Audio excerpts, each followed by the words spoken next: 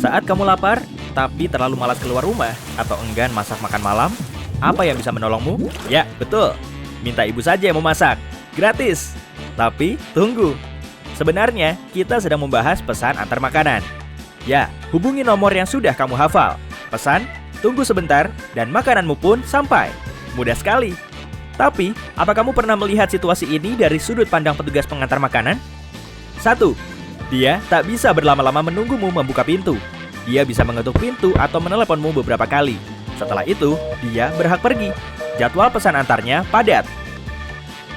2. Seperti sebutannya, petugas pesan antar hanya bertugas mengantar. Dia tidak berwenang memberimu diskon atau hal lainnya. Dan kamu perlu membayar tip tambahan, jadi tak ada gunanya meminta gratis kepadanya. 3.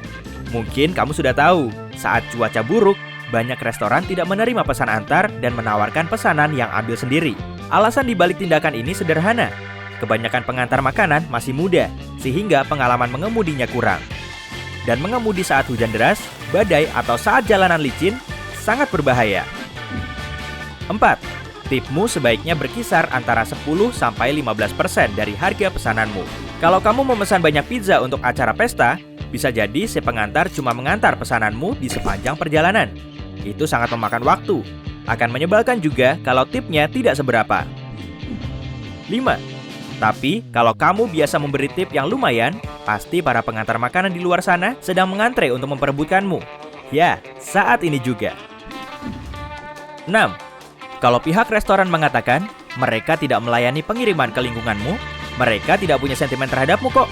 Tapi waktu tempuh untuk sampai ke tempatmu terlalu lama, dan makanan pesananmu akan jadi dingin. Memangnya kamu mau menghangatkan pizza yang baru dipanggang dalam microwave? 7. Pengantar makanan kurang senang melihatmu membuka pintu sambil menelepon. Dia tahu pasti percakapan teleponmu akan memperlambat proses sampainya barang dan menunda pengantaran lainnya. Cobalah bersikap lebih sopan dengan menaruh dulu ponselmu sebelum menyapanya. 8. Jika kamu memesan pizza, tentukan toppingnya sebelum kamu menelepon. Restoran pizza biasanya sangat sibuk, terutama di akhir pekan. Operator akan jengkel kalau pelanggan membuang-buang waktu. 9. Hal yang sama juga berlaku saat membayar makanan. Ketahui makanan apa yang kamu pesan beserta harganya. Uang pembayaran dan tip sebaiknya sudah kamu persiapkan saat kamu membuka pintu. 10. Pengantar makanan sulit dikejutkan karena mereka terbiasa berhadapan dengan berbagai macam karakter manusia. Kalau kamu kira mereka akan menilaimu berdasarkan pilihan topping pizzamu, kamu keliru. 11. Penjual pizza juga menerima banyak permintaan aneh. Misalnya, pembeli meminta agar kardusnya diberi gambar. Entah apa alasannya, dalam banyak kejadian, gambarnya berupa dinosaurus. Kalau pengantar makanan sedang tidak terlalu sibuk, biasanya mereka akan memenuhi permintaan aneh seperti ini. 12. Sebagian pelanggan menelepon layanan pesan antar bukan karena benar-benar membutuhkan makanan. Seorang pengantar pizza menceritakan pengalamannya saat pelanggan memesan pizza hanya karena dia perlu bantuan mengangkat sofanya ke lantai atas. Sepertinya, memanggil layanan pesan antar makanan plus akan lebih murah daripada memesan jasa khusus. Aha! 13. Penjual pizza memang punya pelacak pizza yang memberitahumu kapan pizza dipersiapkan, kapan dipanggang, dan sebagainya.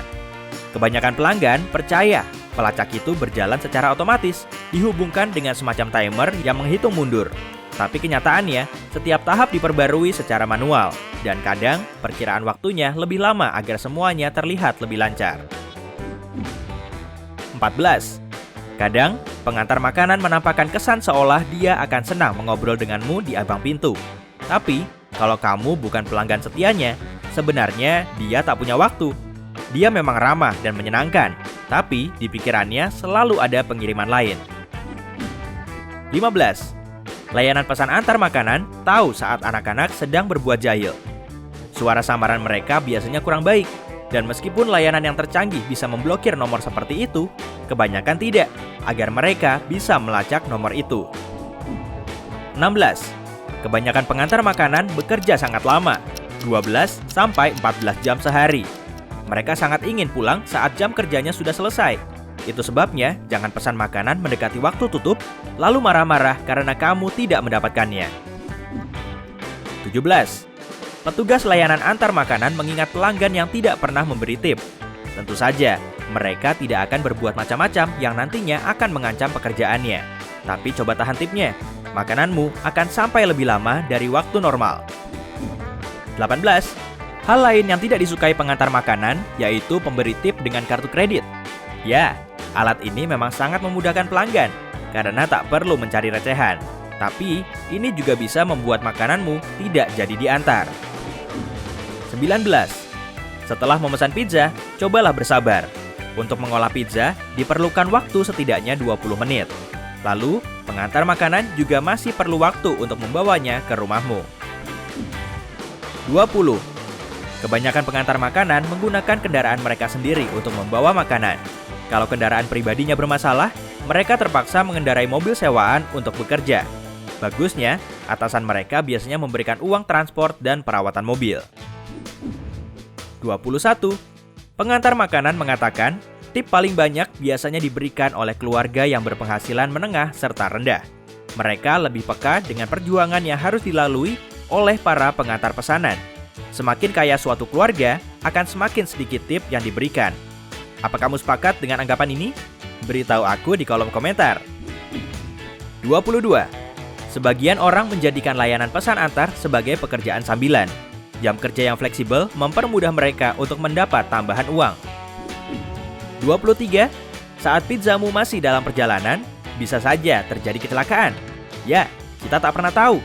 Kalau pizzanya jatuh, kadang si pengantar pizza hanya menggoyangkan wadahnya agar kejunya kembali ke tempat semula.